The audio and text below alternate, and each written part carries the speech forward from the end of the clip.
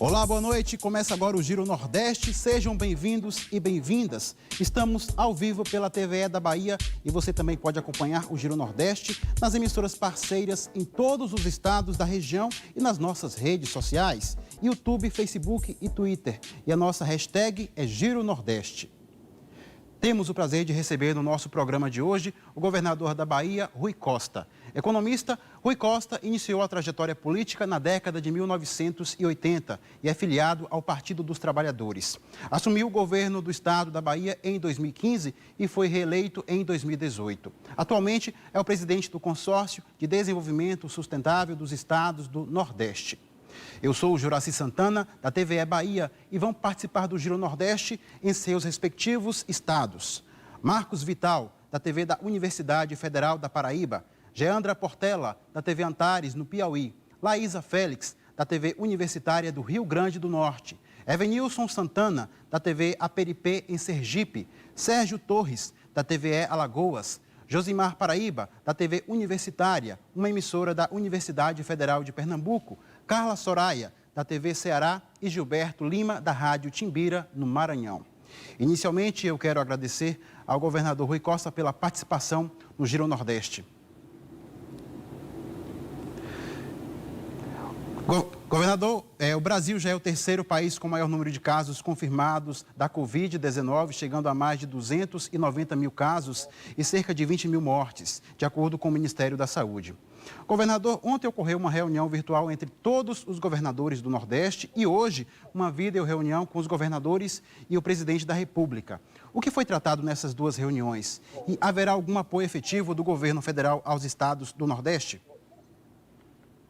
Boa noite a todos os amigos, amigas aí sintonizados na TVE.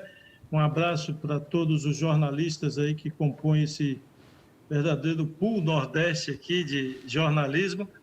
Ontem a reunião foi preparatória para essa reunião de hoje com o presidente da República. E o objetivo foi discutir com o presidente da República o projeto de lei aprovado no Congresso Nacional de apoio, de ajuda aos entes federados, municípios e estados, ou seja, nessa crise gigantesca que o mundo atravessa na pandemia, houve uma queda gigantesca da arrecadação de estados, municípios e da própria União.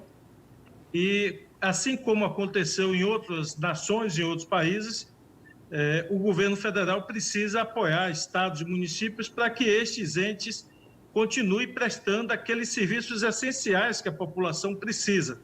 Afinal de contas, dos três entes federados, estados e municípios é quem presta serviço de educação, de saúde, de limpeza pública e outros serviços essenciais à vida humana.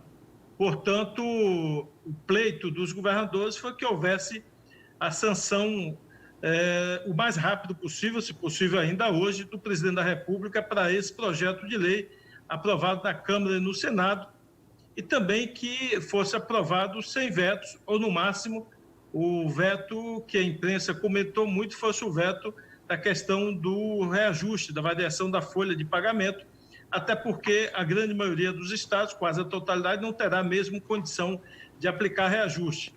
E que fosse mantido os outros pontos, principalmente aqueles pontos que tratam da renegociação das dívidas e das parcelas que vão vencer até 31 de dezembro desse ano. Esse foi o ponto central e hoje na reunião, a reunião infelizmente concluiu, foi uma reunião muito rápida, sem o presidente fixar a data da sanção. Há uma expectativa que ele possa fazer isso ainda esta semana, e também o presidente não definiu aos governadores se ele iria vetar ou não algum item do projeto.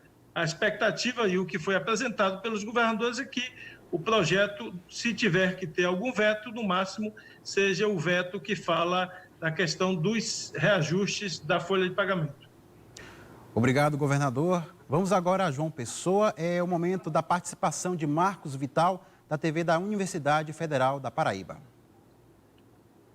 Boa noite, telespectadores. Boa noite, governador Rui Costa, Juraci Santana e demais colegas entrevistadores do programa Giro Nordeste.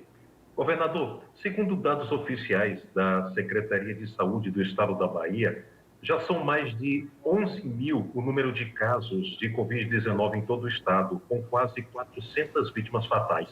Os dados também mostram que o número de mortes decorrentes de Covid-19 por dia já passa de 30. Que medidas o governo do estado da Bahia vem tomando e pretende tomar para diminuir ou inibir o crescimento desses números? Olha, nós temos adotado aqui, desde o início da pandemia, uma estratégia de ações regionais ou municipais. A Bahia é um estado que tem um território grande, da cidade que fica no extremo sul para a cidade que fica no extremo norte, são mais de 1.500 quilômetros de distância. Então, nós adotamos uma estratégia de regionalizar as ações de restrição de convívio pessoal, restrição de relacionamento social, e algumas medidas são estaduais, a exemplo da suspensão das aulas ou suspensão do transporte intermunicipal, que nós temos uma regra fixa que toda cidade com caso confirmado nos últimos 14 dias tem seu transporte suspenso até que complete 14 dias sem ter nenhum caso registrado. Nós tivemos apenas 2 dias desde o início da pandemia com mais de 30 óbitos por dia, os outros dias estão abaixo de 30, na verdade estavam abaixo de 20.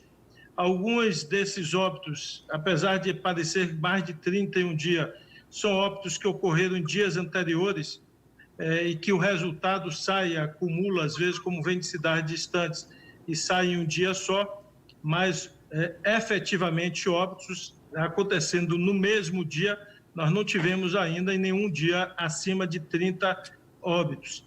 E nós temos adotado, como eu disse, medidas específicas aqui em Salvador, que reúne cerca de 2/3 de todos os infectados e de todos os óbitos, 2/3 aqui estão em Salvador. Nós temos, conjuntamente com a Prefeitura, adotado medidas de restrição, inclusive segmentadas por localidades, por comunidades, com maior incidência de casos. Aqui, na média da Bahia, e também em Salvador, que é evidente, influi muito na média, uma vez que tem 2/3 dos casos. Nós estamos com um patamar de crescimento de 5% por dia. Isso, desde o início, começamos lá com 40% de infecção por dia, fomos reduzindo paulatinamente e chegamos agora à taxa de 5%. E hoje fizemos reuniões aqui com alguns prefeitos dessas cidades com maior caso de incidência para discutir que medidas adicionais podemos fazer. Entre elas, além das restrições setoriais na cidade, em algumas cidades nós temos impedido o trânsito de pessoas para qualquer motivo, exceto para ir em hospital ou em farmácia, fechado o trânsito completamente a partir das 20 horas. Hoje, em uma cidade da Bahia, em Jequié, nós passamos a definir que não transita ninguém na rua a partir das 18 horas, que é a cidade hoje com a maior taxa de contágio, Jequié, seguida de Salvador, Itabuna, Ilhéus e Feira de Santana. e Lauro de Freitas. São as cidades com maior número de casos. E nós aqui na Bahia, a situação é parecida com alguns estados, há uma concentração muito grande. Quase 90% de todos os infectados, desses 11 mil, quase 12 mil, eles estão concentrados em 10 municípios da Bahia. Então, nosso foco e nossa atenção é direcionada para esses 10 municípios que juntos reúnem aí praticamente 90% de todos os casos. Obrigado, governador. Seguimos para Teresina. É a vez da pergunta de Geandra Portela, da TV Antares, no Piauí. Boa noite a todos, né? Boa noite, Juraci Santana. Boa noite aos demais amigos jornalistas. E o nosso convidado, o governador de hoje, que é o Rui Costa, né, o convidado especial, e também a todos que nos acompanham em casa e na internet também. Então, governador, a minha pergunta é sobre um assunto que interessa não só os baianos, não só os brasileiros, como pessoas de diversas partes do mundo, que é o Carnaval de Salvador. Ainda falta aí 9 meses, mas o assunto já começa a ser discutido por conta da incerteza do futuro do nosso país. O senhor, inclusive, já falou em algumas entrevistas que se não houver vacina, não vai haver carnaval na capital baiana. O que o senhor tem a dizer sobre as consequências? O senhor já consegue visualizar o que pode acontecer caso o Carnaval de Salvador não aconteça? Olha, eu dei uma entrevista hoje e o que mais me preocupa, eu acho que preocupa o mundo inteiro, pós-pico da pandemia, porque a pandemia vai continuar, ou seja, o vírus não irá sumir do mundo nos próximos meses, exceto quando a gente conseguir ter a vacina que consiga conviver plenamente com ele. Mas até ter a vacina, nós não vamos nos livrar desse vírus tão cedo. E eu disse hoje que o comércio, passado esse momento mais crítico, ele vai abrir. Os restaurantes vão abrir com medidas restritivas, com o distanciamento de mesas, com talvez um número menor de mesas em restaurantes, com os cuidados necessários. Agora, o setor de turismo vai demorar mais tempo, na minha opinião, para retomar as atividades normais, como o setor também cultural e o setor de serviços em geral. Não dá para imaginar, a gente está falando de carnaval, mas dá para imaginar algum show que reúna milhares de pessoas, como nós acostumamos em ver em várias cidades aqui do Nordeste, seja de cantor de forró, de axé, ou de pagode ou de sertanejo. Não dá para imaginar nenhum show acontecendo que reúna multidões ou reúna um teatro lotado de pessoas ou uma concha acústica lotada de pessoas. Então, infelizmente, esse setor vai, na minha opinião, sofrer mais do que os outros, assim como não acho pouco provável que o turismo volte, seja em qualquer lugar do mundo, que famílias inteiras se disponham a entrar no avião com mais 200, 300 pessoas no mesmo avião, 400 pessoas para atravessar o oceano, seja daqui para lá ou de lá para cá, na incerteza de quando sair do avião poder estar carregando a contaminação. Então, isso eu acho que vai demorar. Esses segmentos, na minha opinião, só voltarão à plena carga após a vacina. E o carnaval não dá para imaginar sem a vacina. Então, é prematuro, há uma verdadeira corrida da ciência dos países, diversos países estão correndo, alguns já estão na chamada fase 2 de testes da vacina, o que é positivo, para tentar, talvez, inédito na história da humanidade, se construir uma vacina em menos de 2 anos. Todas as vacinas que foram produzidas até hoje levaram mais de 2 anos para serem confeccionadas, testadas, passar por todas as etapas em produção e poder ser aplicada ao ser humano. A ciência está desafiada e a indústria está desafiada a tentar produzir a vacina em apenas 1 ano. Essa é a corrida que nós estamos vendo, vários laboratórios públicos, privados, ligados a universidades do mundo inteiro, para que a vacina venha com menos de 1 ano, e aí sim nós teremos um retorno mais pleno de todas as atividades econômicas. Mas com certeza esse setor de serviço e cultural, que reúna grandes plateias, ele vai sofrer um pouco mais e é óbvio. Os estados nordestinos sofrerão mais do que outros estados que não têm essa vocação turística, essa vocação de serviço que os estados do Nordeste possuem. Por isso, nós teremos os governadores, prefeitos estão desafiados ainda mais a buscar alternativas de capilaridade econômica que substitua durante esses meses renda para todas essas pessoas. Se você imaginar um show, seja de qualquer estilo musical, quantas pessoas trabalham em torno do show?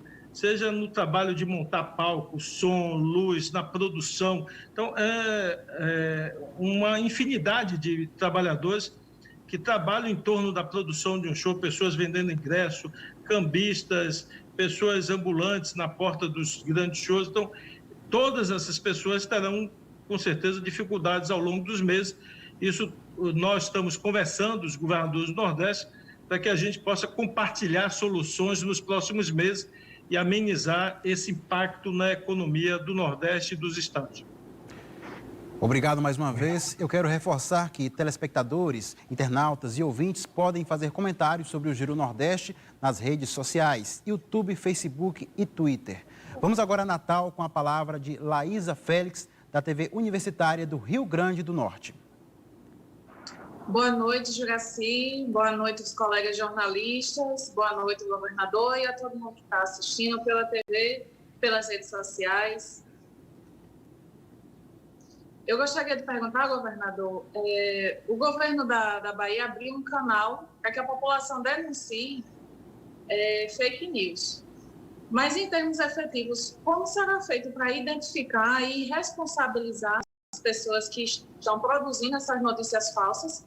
E também vai haver algum tipo de penalidade? E se essa penalidade vai ser diferenciada entre quem produz e quem dissemina? Porque muita gente se justifica, né, com a resposta de que só apenas repassou, né, não produziu. Então, como é que o governo vai lidar com essa questão? Olha, nós, inclusive, enviamos um projeto de lei para a Assembleia Legislativa e está sendo debatido entre os deputados e ajustando o projeto. Nós também discutimos entre os governadores de montar uma força-tarefa das secretarias de segurança pública e de inteligência para buscar identificar os criminosos, porque isso é um crime. E são criminosos que espalham notícias falsas, chamadas fake news, não só que atentam contra a honra, a moral de pessoas públicas ou de indivíduos quaisquer. Nós estamos falando também de notícias falsas em relação à saúde pública, em relação a serviços públicos. Então, pessoas que indicam soluções milagrosas para remédios falsos que iriam curar a Covid ou recomendando as pessoas a tomarem determinados produtos que ajudam no combate, enfim. São diversas notícias falsas de naturezas diferentes, com objetivos diferentes, mas todas sejam atacando pessoas específicas, sejam colocando a saúde e a vida de outros seres humanos em risco. Então, nós estamos montando uma força-tarefa de inteligência das secretarias de segurança, que aquilo que for pertinente à vida das pessoas, à saúde das pessoas, à integridade física das pessoas e ataque a serviços públicos, o Estado atuará com sua força de segurança, sua força de inteligência, até de forma articulada entre os governadores do Nordeste. A segunda área de atuação é reforçar o trabalho da Comissão Mista do Congresso Nacional, que reúne deputados e senadores, que investiga a produção, que é uma produção profissional no Brasil. Existe uma verdadeira milícia digital, milicianos, criminosos digitais, e nós estamos reunindo, inclusive, entre os estados do Nordeste, um verdadeiro dossiê para mostrar que as fake news são sincronizadas, que ataques que inicialmente parecem isolados em um ou em outro estado, eles coincidentemente acontecem no mesmo dia, com o mesmo objeto, ou seja, só muda ali o nome do governador, ou o nome do secretário, ou o nome da figura pública, mas o conteúdo é o mesmo.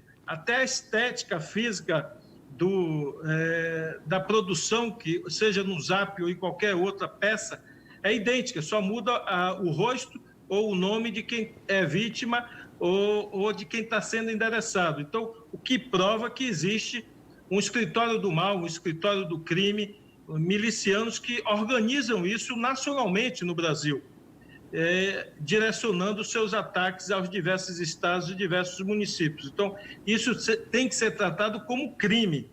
Uma coisa é alguém emitir uma opinião, o direito de opinião está explícito na Constituição Federal, todo cidadão tem direito de ter uma opinião, de publicar a sua opinião e de se responsabilizar por essa opinião que publica. A outra coisa é repassar calúnia, difamação, mentira e colocar a vida de outras pessoas em risco. E eu digo sempre, alerto às pessoas que passam. É crime criar, mas é crime também repassar. O argumento que diz, não, eu não sabia se era verdade ou mentira, passei para a minha lista toda de Zap. Isso não é desculpa para evitar ou para inocentar alguém. Se eu não sei se se um determinado remédio, se um determinado produto, se a pessoa ingerir, cura ou não a pessoa, eu não posso sair repassando aquela notícia para frente, porque eu vou pegar pessoas que na indecisão, no desconhecimento, me conhecem e vai dizer, não, se Rui me passou essa recomendação aqui, porque deve ser verdade. Mesmo que eu não faça nenhum comentário adicional à matéria. Mas só pelo fato de eu ter repassado, eu estou emprestando a credibilidade àquela notícia. Então, qualquer um de nós que repassar para um amigo seu, então a pessoa diz, olha, se fulano me passou, é porque deve ser verdade. Então, você vai endossando com a sua credibilidade pessoal notícias falsas e espalhando mentira para tudo quanto é lugar, e algumas delas colocam a vida das pessoas em risco.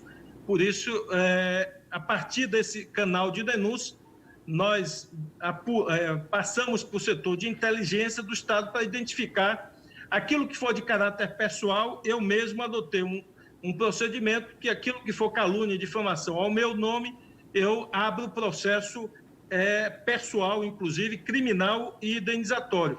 E aquilo que for em relação ao Estado, ao governo do Estado ou alguma política pública do Estado, aí nós passamos para a Procuradoria-Geral do Estado e, em muitos desses casos, denúncia ao Ministério Público Estadual ou Ministério Público Federal, para que o Ministério Público também tome providência. São muitas as questões a serem abordadas, governador. Vamos girar mais uma vez e seguir para Aracaju, capital de Sergipe, onde está Evenilson Santana, da TV APRP. Boa noite, Juraci. Boa noite, governador, os demais colegas e o pessoal de casa e os internautas que nos acompanham. Governador, o senhor falou logo no início da entrevista sobre essa reunião com os governadores, a preocupação, inclusive, com essa proposta para o presidente.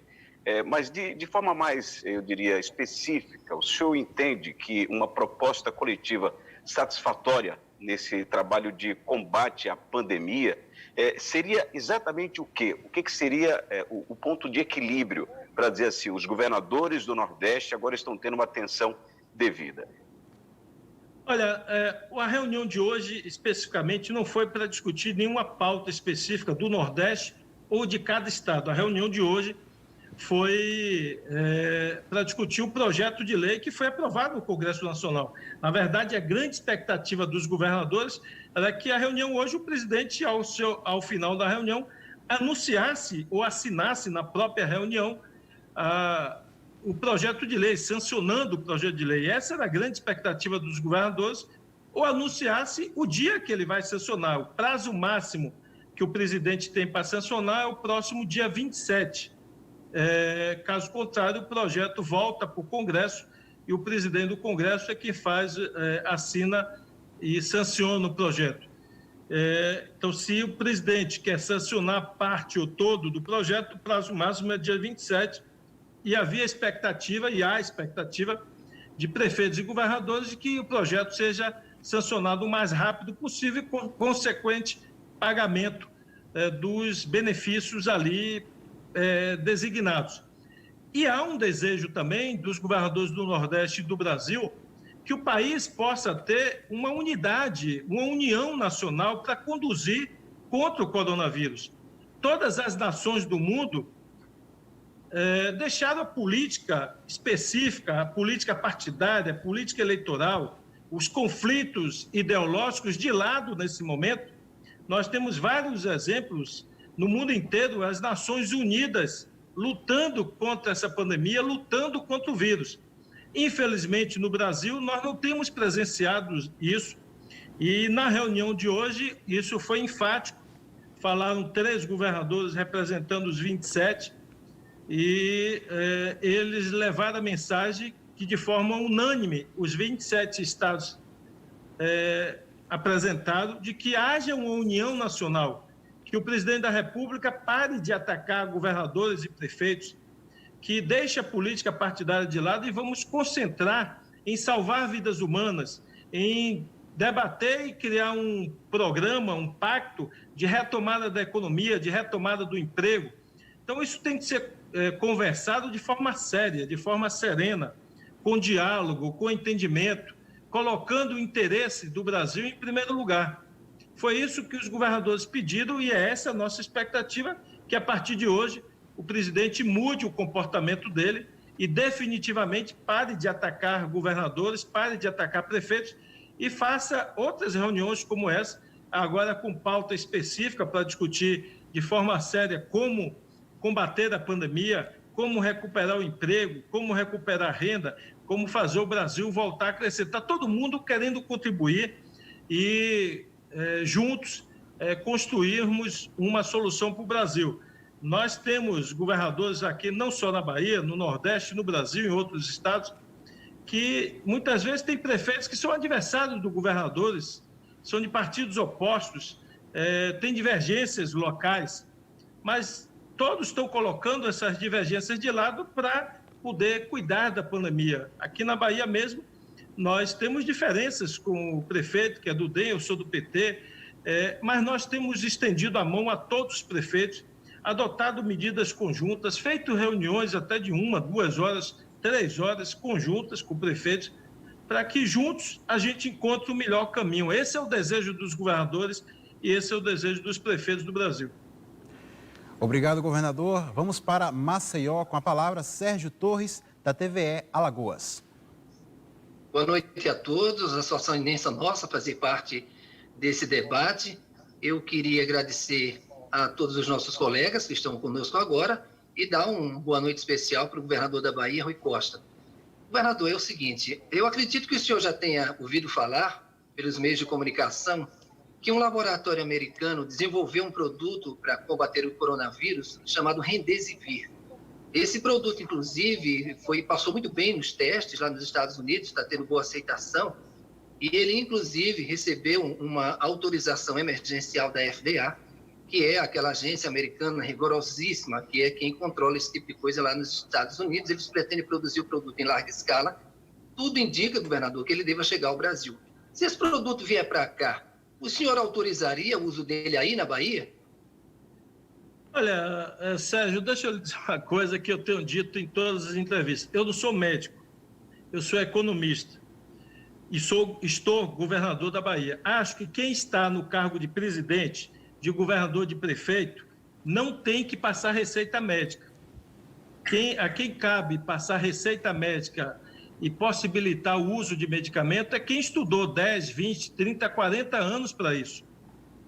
Ou mesmo decidir em que momento entubar o paciente. Eu vejo muitas matérias, a imprensa, está entubando tarde demais, está entubando cedo demais, está ventilando o paciente de um jeito, está ventilando do outro, tem que usar tal medicamento, combinado com tal medicamento. Eu confesso que até leio as matérias por curiosidade, mas eu, em momento nenhum, tenho a pretensão de sair dando opinião sobre uma área que eu não tenho um conhecimento profundo. Nós estamos falando de vidas humanas.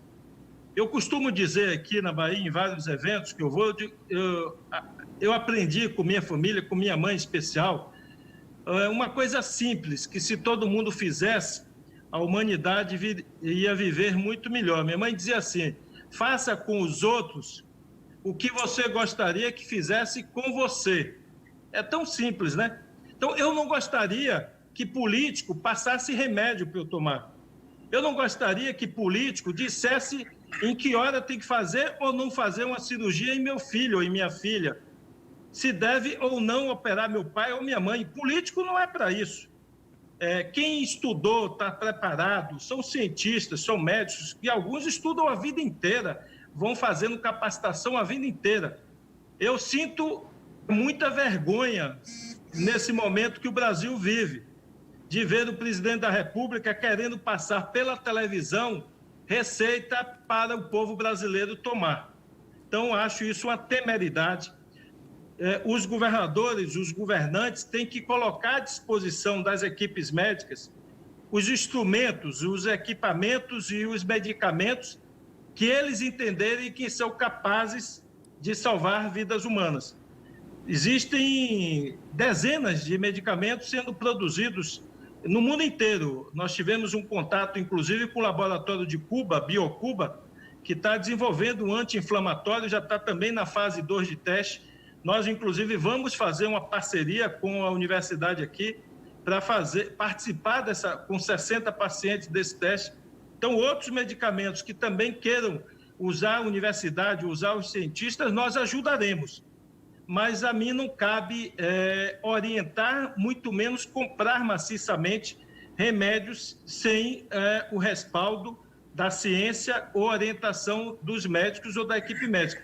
Por isso que os 9 governadores do Nordeste, nós nos reunimos e tomamos uma decisão importante de montar um comitê científico, na sua maioria formado por médicos, mas também tem cientistas de outras formações, porque o comitê também vai discutindo tecnologias que podem ajudar no combate ao coronavírus, que não só a área da saúde, mas a maioria por pessoas da área da saúde, que estão em sintonia com os principais países do mundo, com as principais universidades do mundo, com os principais hospitais que estão atendendo essa pandemia no mundo, para refinar os protocolos de atendimento, as rotinas de atendimento, e também as técnicas e os medicamentos utilizados. Então, o que nós formos demandado pelo comitê científico ou pelos médicos, para este ou aquele equipamento, este ou aquele medicamento, nós vamos disponibilizar esses equipamentos ou esses medicamentos para os médicos decidirem. Agora,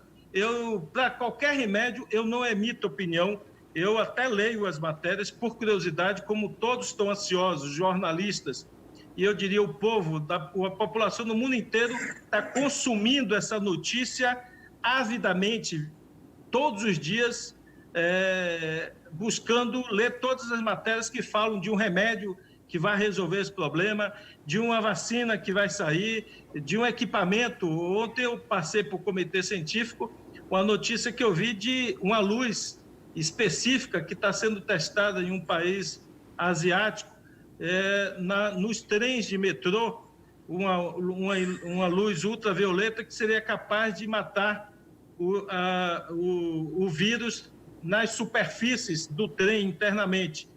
Então, seria algo maravilhoso. Você imagina eu colocar nos ônibus aqui no metrô de Salvador uma iluminação, uma luz que o vírus no banco, nos lugares das pessoas tocarem, mata todos os vírus. Seria uma segurança enorme para as pessoas poderem andar no metrô, andar no ônibus. Então, eu leio todas, mas o que eu faço normalmente é passar para quem entende mais do que eu do assunto, para que possa orientar a ação de governo. É assim que eu penso, e eu acho péssimo essa polêmica entre os políticos sobre medicamento, como se existe um remédio de direita, um remédio de centro e um remédio de esquerda.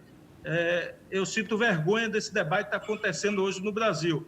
E o mundo inteiro olha para a gente também achando sofrível, ridícula e triste esse tipo de debate quando você traz ideologia, paixão, partido político ou conceitos religiosos para tratar ou tentar salvar vidas humanas. Obrigado mais uma vez. É hora de girar para mais um estado do Nordeste. Vamos ao Recife, momento da participação de Josimar Paraíba, da TV Universitária, uma emissora da Universidade Federal de Pernambuco. Boa noite a todos, boa noite, governador Rui Costa, boa noite a todos os colegas, boa noite também a todos que estão nos acompanhando. Em nome da TV Universitária da Universidade Federal, eu agradeço a participação no programa. Governador, o país vive um momento peculiar, né, na sua história. 3 crises simultâneas. Crise na saúde, crise na economia e na política. Se, por um lado, essas crises desgastam a imagem do presidente Bolsonaro, por outro, a pandemia não permite pressão popular nas ruas por mudanças. O senhor acha, eu lhe pergunto, governador, o senhor acha que nesse cenário podemos chegar à votação do impeachment do presidente? E, já que estamos nesse universo de posições, qual seria seu voto? Como é que o senhor votaria se fosse possível o senhor votar? Olha, a segunda pergunta é mais fácil de responder, né? Porque todos conhecem não só o meu voto, mas o povo do Nordeste, como votou na última eleição. Mas eu diria que nós temos que fazer escolhas nesse momento. A pandemia e a vida humana nos empurra para uma única escolha. Não vejo nenhuma condição, no curto prazo, de fazer um processo de impeachment nesse momento. Eu não vejo condições disso acontecer nesse momento, porque para isso você precisaria deslocar nossas energias, nossos esforços para esse processo. Não aconteceria um processo de impeachment sem uma movimentação, mobilização popular.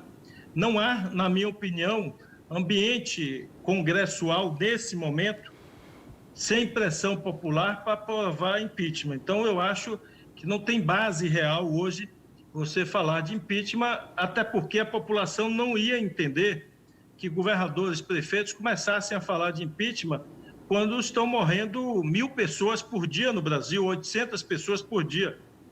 Dezenas de pessoas estão desesperadas atrás de um respirador, atrás de uma UTI.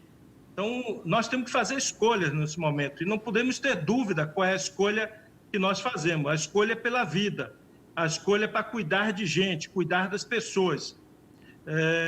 E nesse momento não há como conduzir as duas coisas ao mesmo tempo. É impossível você cuidar das duas coisas ao mesmo tempo. Então, a prioridade neste momento é cuidar de salvar vidas. Acho que por todas as acusações que foram feitas e continuam cada dia aparecendo mais acusações, os processos jurídicos de apuração no Supremo Tribunal Federal, no Ministério Público, nos órgãos responsáveis vão avançando nesse período. E lá na frente, quando a pandemia tiver passado o seu ponto crítico, aí sim eu acho que as investigações vão ter avançado. Tudo vai estar mais apurado. Aí as reuniões as condições podem estar dadas para que se faça um processo de afastamento do presidente. Mas, nesse momento, acho que as investigações não estão nesse patamar e nós teríamos que dividir as atenções entre esse processo político e o cuidado da vida humana. Então, nós não podemos ter dúvida qual opção nós devemos fazer e por isso eu tenho muito claro a minha posição de que, como governador da Bahia, eu não tenho dúvida, eu não falo e não discuto e não entro no aprofundamento do debate de processo de impeachment, que a minha cabeça, a minha energia nesse momento está 100% voltadas para poder resolver o problema de assistência, de cuidado da população. Obrigado, governador. A nossa hashtag, para quem quiser fazer comentários, é Giro Nordeste. Agora vamos a Fortaleza, é a vez da pergunta de Carla Soraya, da TV Ceará. Boa noite, Juracy. Boa noite a todos os meus colegas de bancada virtual. Boa noite, principalmente a quem está nos acompanhando pela TV ou nas redes sociais das emissoras públicas do Nordeste. Boa noite, governador Rui Costa. Como já aqui, o país, pandemia, crise social, crise econômica, muitas coisas. E uma das principais que tem sido debatida também junto aos governadores e ao presidente Jair Bolsonaro é a questão da economia. Ele diz que não se pode cuidar das pessoas e esquecer da economia. O senhor é um economista e antes que essa pandemia começasse, a articulação dos estados do Nordeste já chamava a atenção do mundo por conta de estar funcionando muito bem, a atenção do Brasil. Eu quero depois de tudo isso, quando a gente vai conseguir, depois da pandemia, conseguir voltar a ter uma economia equilibrada ou voltando a entrar nos trilhos? Olha, eu tenho a opinião seguinte: nós não fomos os primeiros a entrar nesse ciclo da pandemia. Nós estamos sendo os últimos. Nós, eu digo, a América, o Brasil, começou pela Ásia, passou pela Europa e agora chegou aqui na América. Se nós olharmos o mundo inteiro, quem conseguiu resolver mais rápido, quem conseguiu voltar sua economia mais rápido, foi quem tomou a decisão certa, teve firmeza e resolveu tomar o remédio amargo de uma vez só, ou quem ficou hesitando e duvidando da fatalidade do vírus. Só basta comparar isso, como a China, a Coreia e outros países asiáticos fizeram. Ou seja, identificaram que o vírus era muito perigoso, muito letal, que não tinha vacina e o único remédio era evitar o isolamento, era evitar o convívio social, e a única vacina era o isolamento social. E não tiveram dúvida disso. E ao fazer o isolamento, rapidamente, eles conseguiram quebrar a cadeia sucessória do vírus. E todos eles hoje voltaram. O epicentro e o surgimento da cidade de Wuhan, na China, a cidade já está funcionando, já voltou à normalidade, já voltou a funcionar. Então, vamos pegar o exemplo da Itália. Hesitou muito. A Milão chegou a fazer propaganda, campanha na televisão: Milão não pode parar, a Itália não vai parar, a Itália vai vencer isso com a economia, com tudo funcionando. Entrou para a história como um dos países com maior taxa de mortalidade do mundo. A economia arrebentou e vai demorar muito mais para retomar do que se tivesse encarado com firmeza naquele momento. Eu quero apelar aqui, para não falar economês, a quem está nos assistindo. Quando você tem que tomar um remédio amargo, você toma de uma vez ou toma de gota em gota? Quando você vai tomar uma injeção, você pede para quem vai aplicar a injeção ir aplicando a seringa devagarinho, ou você pede, aplica logo ali para passar rápido? Então, aquilo que não é bom, é ruim, amargo, é melhor você fazer de vez. Então, ninguém gosta. Quem é o governante que tem um prazer de restringir o convívio social? Quem é o governante que tem um prazer de ver comércio fechado, escola parada, fechada? Ninguém. Então, mas se nós tivéssemos, com absoluta certeza, tido até aqui uma unidade nacional, um único procedimento, um único protocolo no Brasil, sem esse discurso mútuo, dividido, se tivéssemos tomado medidas sanitárias nacionais, nós tínhamos controlado a pandemia. O que significa isso? Na Ásia, o que eles fizeram? As cidades que tinham foco, eles não permitiram que ninguém dali saísse, nem que outras pessoas fossem para aquela cidade. Proibiu transporte de avião, de trem, de carro, de qualquer jeito. Ninguém entrava nem saía. Por quê? Porque o vírus, para contaminar as outras cidades, as pessoas tinham que sair dali. Aqui no Brasil, nós não conseguimos sequer. Eu, aqui no aeroporto de Salvador, botei para uma equipe médica para medir a temperatura dos passageiros que chegavam do avião, que é algo mais elementar do que isso. Pois é, a Anvisa entrou na justiça, conseguiu uma decisão judicial impedindo o Estado de medir a temperatura dos passageiros que chegavam. Então, como é que você podia controlar a pandemia no Brasil? Então, se começou por essa cidade ou aquele lugar, bastava suspender a comunicação daquela cidade para o restante do Brasil, que você tinha impedido do vírus se espalhar rapidamente. O que nós fizemos aqui na Bahia? Salvador foi a primeira cidade. Na hora que Salvador apareceu os casos, eu suspendi o transporte intermunicipal. O que nós temos depois de 60 dias?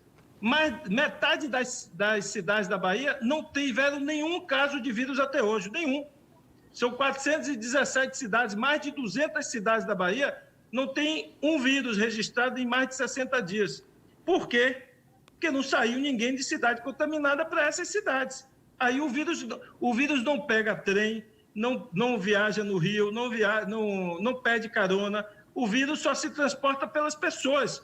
Se não for gente contaminada de uma cidade para outra, a cidade não vai se contaminar. Então, nós conseguimos, 60 dias depois, impedir que 200 cidades da Bahia não se contaminassem. Você imagine se isso fosse feito a nível de país por uma ação coordenada do governo federal. Com certeza, nós não estaríamos com 20 mil mortos e, pelo ritmo que vai, nós vamos passar de 50 mil mortos no Brasil, porque a situação vai se agravando, nós não teremos nem equipe médica suficiente e nem número de leitos suficiente para atender toda a população, infelizmente, por falta de uma coordenação nacional. Acho que ainda há tempo de conter o número de mortes, de conter o número de contaminados, se nós tivermos uma coordenação nacional. É assim que eu penso e acho que eu peço sempre a compreensão das pessoas. Quando a gente age rapidamente, é melhor.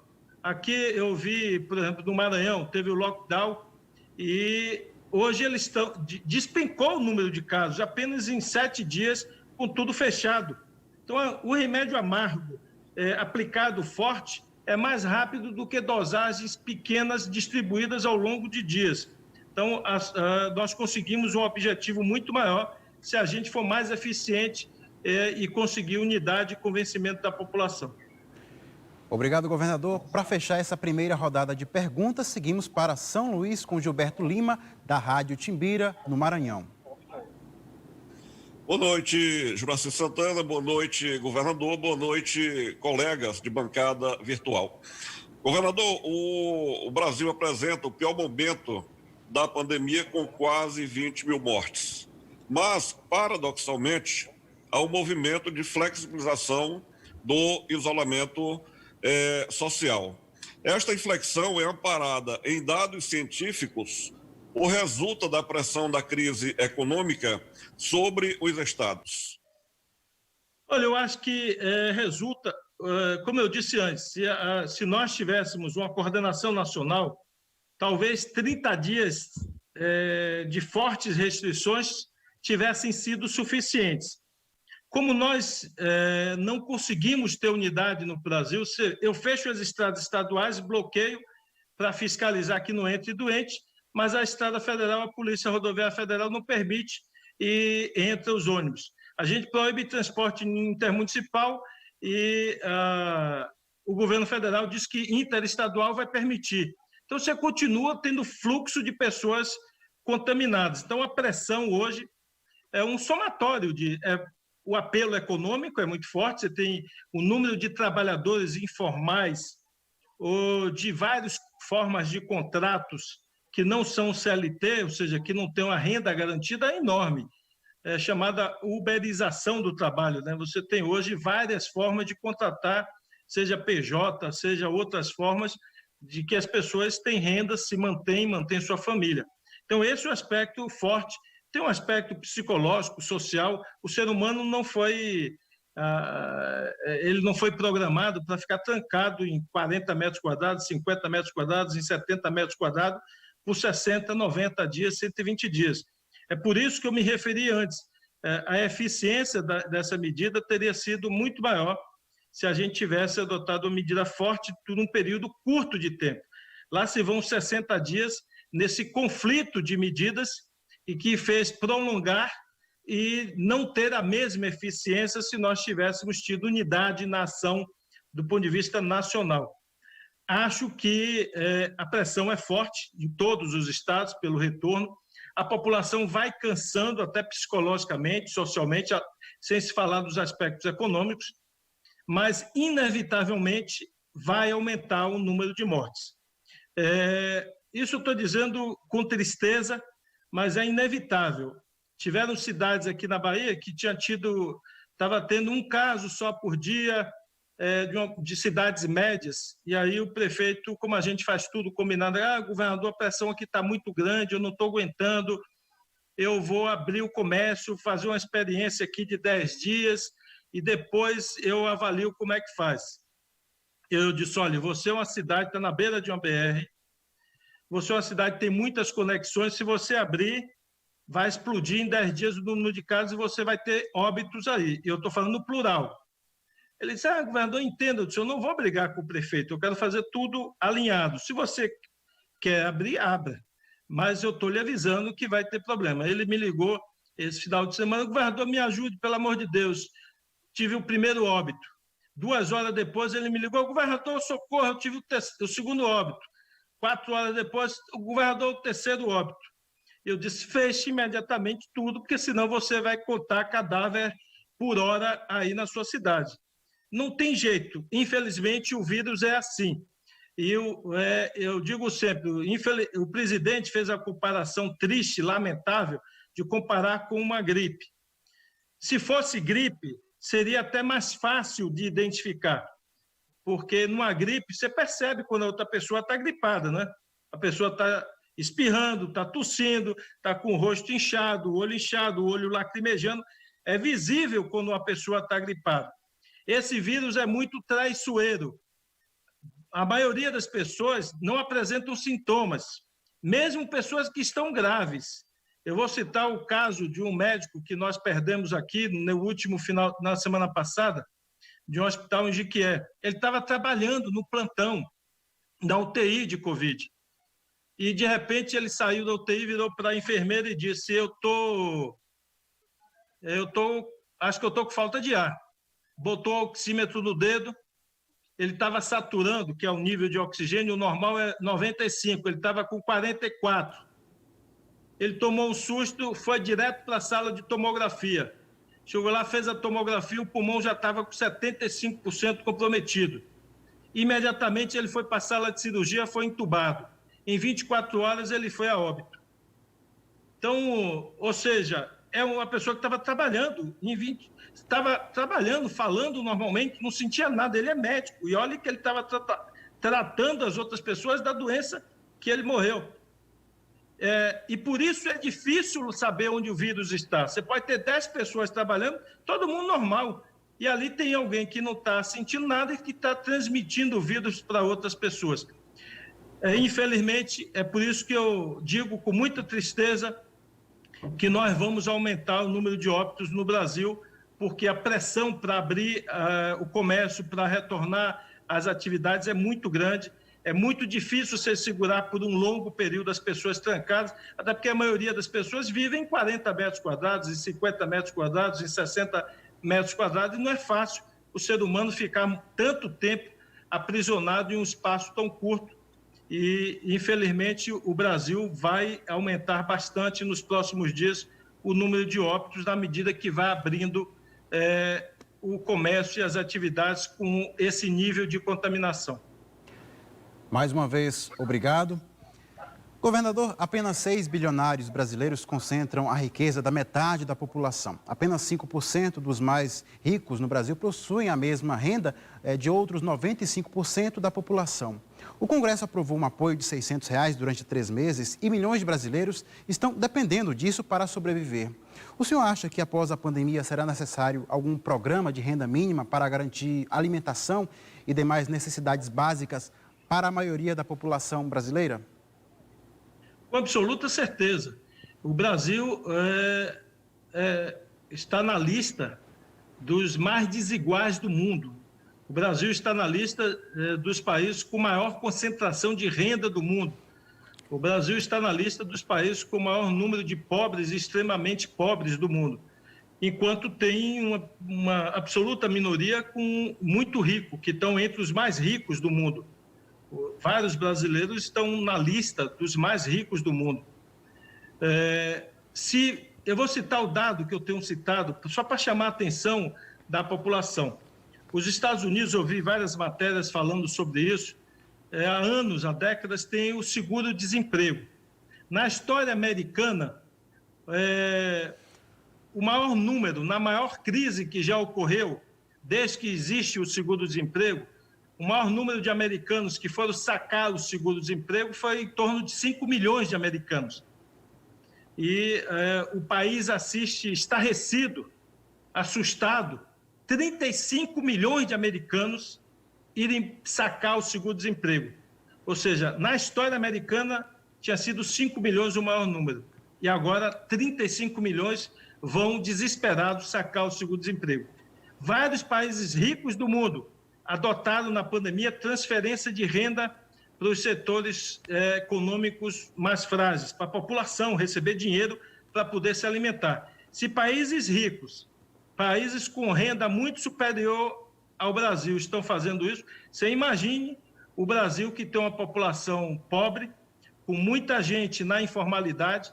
Acho sim que é absolutamente necessário, seja do ponto de vista social e humano, seja do ponto de vista de retomar o crescimento, a produção e a atividade econômica, garantir essa capilaridade de renda, para que essas pessoas tenham uma renda mínima de continuar comprando produtos básicos e se manter como ser humano, manter sua família e também ajudar a retomada da economia. Acho que o Brasil não retomará rapidamente a sua economia se não tiver consciência e decisão de fazer um programa maciço de distribuição de renda, mais amplo até do que o Bolsa Família, já que milhares de pessoas foram instantaneamente rebaixadas à condição de pobres ou de extremamente pobres. Pessoas que tinham salário, tinham renda, mesmo que em trabalhos não tradicionais ou não CLT. E, de repente, de uma hora para outra, perderam essa renda. Nós não paramos indústrias aqui na Bahia, mas as indústrias pararam porque não tem para quem vender. Ou seja, não houve uma decisão nem do Estado nem da Prefeitura de paralisar a atividade industrial. Mas as indústrias pararam. A Ford na Bahia está parada, várias empresas de calçados pararam, porque não conseguem vender seus produtos. E, portanto, para retomar essa economia, nós vamos ter que fazer um forte programa de distribuição de renda. Essa é a minha opinião, senão nós não vamos retomar o crescimento tão rápido. Olha, estamos chegando ao final do Giro Nordeste. Gostaria de agradecer ao governador Rui Costa pela participação. Inclusive, temos ainda 2 minutinhos, governador. O senhor gostaria de acrescentar algo? Não, primeiro eu quero agradecer aqui às jornalistas e aos jornalistas a participação, cumprimentar cada um de vocês e só, em nome de todos os governadores do Nordeste, agradecer o trabalho da imprensa, manifestar em nome de todos os governadores solidariedade aos jornalistas nordestinos, aos jornalistas brasileiros, pelas várias agressões que têm sofrido por aqueles que não toleram a liberdade de imprensa, agredido fisicamente, inclusive jornalistas, equipes de TVs, que estão trabalhando, exercendo a sua profissão, sendo agredidas. Então, aqui minha absoluta solidariedade a todos vocês. Eu acredito na democracia como um instrumento de um marco civilizatório que nós não queremos retrocesso, queremos avançar nesse marco civilizatório, e este marco civilizatório precisa de uma imprensa livre, precisa de uma justiça, de um Ministério Público, de um sistema judicial independente, apartidário, que não tome lado nem A nem B do partido A, B, C ou D, e que seja imparcial, seja isento. Os partidos e os governantes são temporários. A sociedade, as instituições são perenes, e nelas eu acredito. E entre elas está a imprensa, está a liberdade de imprensa. E eu quero encerrar pedindo a ajuda de vocês e de todos que estão nos assistindo para que a gente ajude a atravessar esses próximos dias, que serão os piores dias aqui do Brasil e do Nordeste. As próximas semanas, essa semana, a outra semana, as próximas 2 ou 3 semanas serão as piores semanas, porque, infelizmente, a maioria dos estados não conseguiram os equipamentos necessários, não tem nem mesmo as equipes médicas suficientes para atender a população, e nós vamos viver o limite da oferta de serviços públicos com a demanda crescente, e nada mais desesperador para a família ou para o governante ver alguém precisar de um leito de UTI, de um equipamento e não ter para oferecer. Por isso, nós podemos ajudar nessas 2, 3 semanas com um pouco mais de esforço. Eu sei que está todo mundo já esgotado economicamente, esgotado fisicamente, esgotado psicologicamente, mas vale a pena, são mais alguns dias para a gente atravessar essa pandemia e voltar lentamente à retomada do emprego, da renda, e agradecendo a oportunidade, parabenizando a todos vocês e desejando que Deus nos abençoe e nos proteja para que a gente possa seguir e retomar rapidamente a vida normal, que vai ser diferente da normal antes da pandemia, até pelo menos termos a vacina e a humanidade possa voltar a abraçar, a beijar e a conviver pertinho um do outro. Muito obrigado. Amém. Mais uma vez, obrigado, governador. Quero também agradecer aos entrevistadores, Marcos Vital, da TV Educativa da Universidade Federal da Paraíba, Geandra Portela, da TV Antares, no Piauí, Laísa Félix, da TV Universitária do Rio Grande do Norte, Evenilson Santana, da TV Aperipê, em Sergipe, Sérgio Torres, da TVE Alagoas, Josimar Paraíba, da TV Universitária, uma emissora da Universidade Federal de Pernambuco, Carla Soraya, da TV Ceará, e Gilberto Lima, da Rádio Timbira, no Maranhão. Muito obrigado também a vocês que estiveram aqui com a gente. Hoje, na semana que vem, o nosso convidado é o Dr. Miguel Nicoleles, médico e cientista que está à frente do projeto Monitora Covid-19. Então já está feito o convite para você acompanhar o Giro Nordeste na semana que vem. Até lá, boa noite.